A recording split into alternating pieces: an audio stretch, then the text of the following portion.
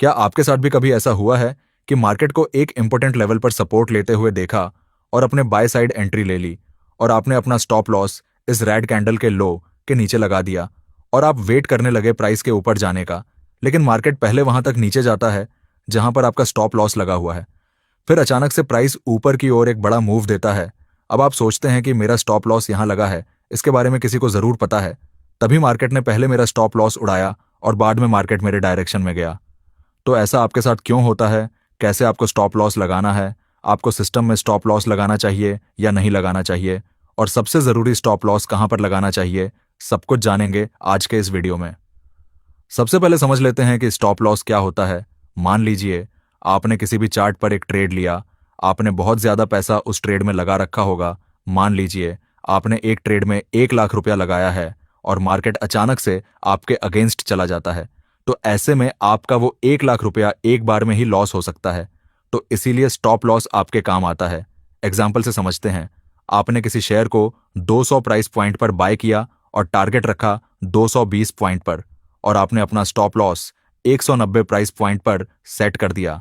मान लो अगर मार्केट आपके फेवर में न जाकर आपके खिलाफ चला जाता है और मार्केट गिरकर 150 रुपए तक पहुंच जाता है, लेकिन आपने जो 190 पर स्टॉप लॉस सेट किया था, आपकी पोजीशन वहीं से कट हो गई होगी, जिससे स्टॉप लॉस ने आपका बड़ा लॉस होने से बचा लिया।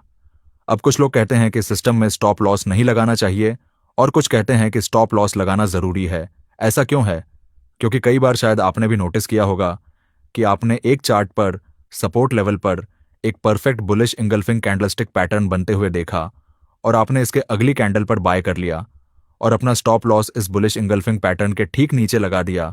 आपने जैसे ही अपना स्टॉप लॉस लगाया और थोड़ी ही देर में प्राइस इस बुलिश इंगल्फिंग पैटर्न तक नीचे आता है और आपका स्टॉप लॉस को हिट करके साथ ही आपको चढ़ाकर तेजी से आपके ही डायरेक्शन में भाग जाता है।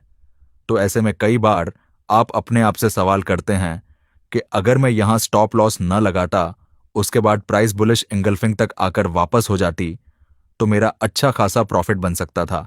बेकार में ही इस स्टॉप लॉस ने मेरा अच्छा खासा प्रॉफिट लॉस करवा दिया ना। इसलिए स्टॉप लॉस लगाना बुरी चीज है, लेकिन ऐसा नहीं है। क्या आपको पता है कि स्टॉप लॉस कितने तरीके के होते हैं? शायद आपको एक ही स्टॉप लॉस के बारे में पता है, लेकिन असल में स्टॉप लॉस 3 तरीके के होते हैं। सबसे पहले जो स्टॉप लॉस होता है उसे प्राइमरी स्टॉप लॉस कहते हैं, और यही वो नॉर्मल स्टॉप लॉस है जो हमें ट्रेड लेते ही लगाना होता है।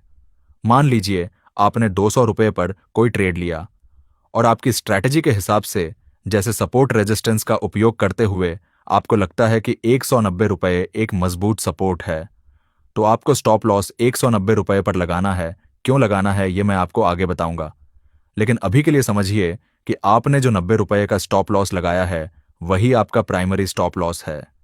अब इसके बाद आता है दूसरे टाइप का स्टॉप लॉस, जिसे हमें तब लगाना होता है जब हमारा ट्रेड प्रॉफिट में जाने लगे।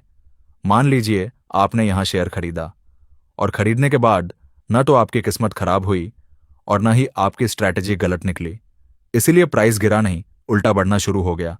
अब मान लो प्राइस 210 रुपये तक पहुंच गया, तो क्या आप चाहेंगे कि प्राइस 210 रुपये से वापस गिरकर आपके 190 रुपये के स्टॉप लॉस को हिट करे और आपको नुकसान हो?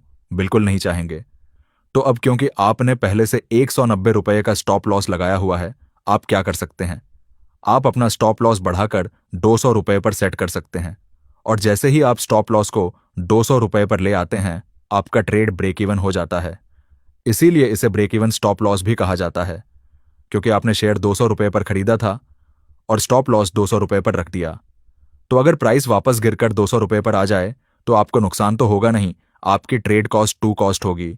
थोड़ा बहुत ब्रोकरेज कटेगा, लेकिन कोई बड़ा नुकसान नहीं होगा। यही होता है ब्रेक इवन स्टॉप लॉस। अब तीसरे टाइप का स्टॉप लॉस आता है ट्रेलिंग स्टॉप लॉस, जिसके बारे में मैं कई बार कहता हूं कि आपको इसका इस्तेमाल जरूर करना चाहिए। मान लीजिए आपने 200 रुपये पर बाय किया है और आपका टारगेट 220 रुपये है, लेकिन आपको लगता है कि प्राइस इससे आगे 240 रुपये या इससे भी ऊपर जा सकता है।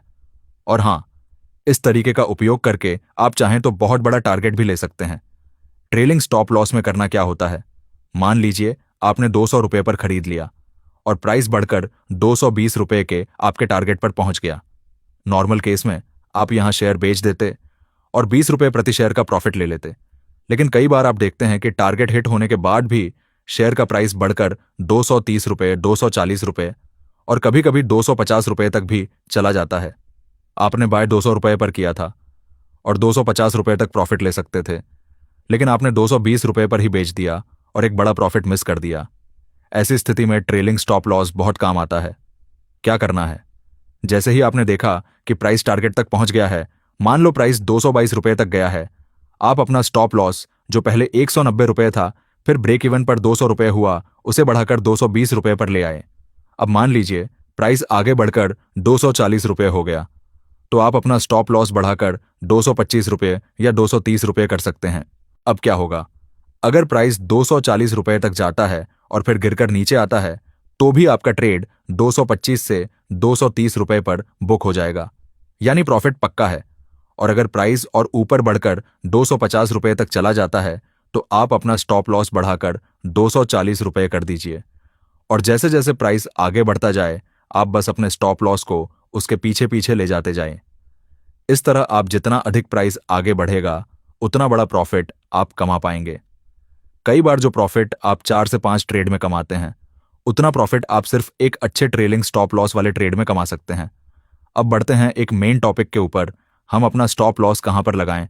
और ये एक सबसे बड़ी मिस्टेक है जिसकी वजह से जो ट्रेडर्स हैं वो अपना लॉस करवा लेते हैं।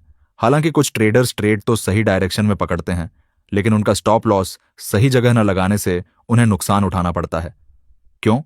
उन्हें पता ही नहीं है कि स्टॉप लॉस कहां पर लगाना है। चलिए चार्ट पर चलते हैं और समझते हैं कि स्टॉप लॉस को कहां लगाने से उसके हिट होने के चांस कम हो सकते हैं। इस चार्ट पर आपको सपोर्ट और रेजिस्टेंस को मार्क करना है। आप इस जगह ध्यान से देखोगे तो प्राइस सपोर्ट से बड़ी बड़ी ग्रीन कैंडल बनाकर तेजी से ऊपर गया है और रेजिस्टेंस पर थोड़ी देर कंसोलिडेशन करके प्राइस दोबारा सपोर्ट पर वापस आ गया है। अब आप इस जगह देखोगे तो ये एक ट्विजर बॉटम पैटर्न बना है, जिसे एक स्ट्रॉन्ग बुलिश पैटर्न माना जाता है। अब इस जगह 90% ट्रेडर्स को पता है कि पिछली बार प्राइस सपोर्ट से रॉकेट के जैसे ऊपर गया। अब इस बार भी प्राइस ने बुलिश पैटर्न बनाया है और प्रो ट्रेडर को भी पता है कि प्राइस को यहीं से ऊपर जाना है। लेकिन एक प्रो ट्रेडर और एक रिटेल ट्रेडर में स्टॉप लॉस लगाने का फर्क होता है। अब यहां रिटेल ट्रेडर्स ने इस कैंडल में बाय साइड एंट्री ले ली और अपना स्टॉप लॉस इस ट्विजर बॉटम या सपोर्ट पर सेट कर दिया। लेकिन एक प्रो ट्रेडर्स दिमाग लगाता है कि इस ट्विजर बॉटम पैटर्न को देखकर 90% ट्रेडर्स भी बाय कर रहे होंगे, जिससे उन सभी ने इस सपोर्ट लेवल पर अपने स्टॉप लॉस रखे होंगे। आप में से किस किस को पता है कि सपोर्ट और रेजिस्टेंस लेवल लिक्विडिटी लेवल्स होते हैं, जिसे स्मार्ट मनी रिटेल ट्रेडर्स के स्टॉप लॉस हिट करने के लिए यूज करती हैं? कमेंट में जरूर बताना। अब मुद्दे पर आते हैं। अब प्रो ट्रेडर्स भी इसी जगह बाय करता है, लेकिन स्टॉप लॉस इस सपोर्ट लेवल से 4 या 5 पॉइंट नीचे सेट कर देता है। वो सोचता है कि इस लेवल पर जिस किसी ने भी यहां बाय किया है, उसने अपने स्टॉप लॉस इस सपोर्ट पर लगाए होंगे, जिससे स्मार्ट मनी को पोजीशन बनाने का मौका मिल सकता है। अगर स्मार्ट मनी इन सभी के स्टॉप लॉस हिट करने मार्केट को रिटेस्ट करता है, तो उसका स्टॉप लॉस हिट होने के चांस कम हो सकते हैं। अब आप देख सकते हैं मार्केट में सपोर्ट लेवल पर जितने भी स्टॉप लॉस रखे थे, प्राइस उन्हें हिट करके कितनी तेजी से ऊपर गया, लेकिन प्रो ट्रेडर्स को प्रॉफिट हुआ। क्यों? क्योंकि प्रो ट्रेडर ने अपना स्टॉप लॉस इस लिक्विडिटी सपोर्ट जोन से थोड़ा नीचे सेट कर रखा था। तो ट्रेडर्स, जब भी आप ट्रेड लेते समय स्टॉप लॉस सेट करें, तो जिस कैंडल या लेवल पर आप स्टॉप लॉस लगाएं, तो 4 या 5 पॉइंट थोड़ा नीचे सेट करें। अगर मार्केट स्टॉप लॉस हिट करने वापस आता भी है, तो आपका स्टॉप लॉस हिट होने के चांस कम हो सकते हैं। आई होप कि ये वीडियो आपको पसंद आई होगी, तो वीडियो को लाइक और चैनल को सब्सक्राइब करें।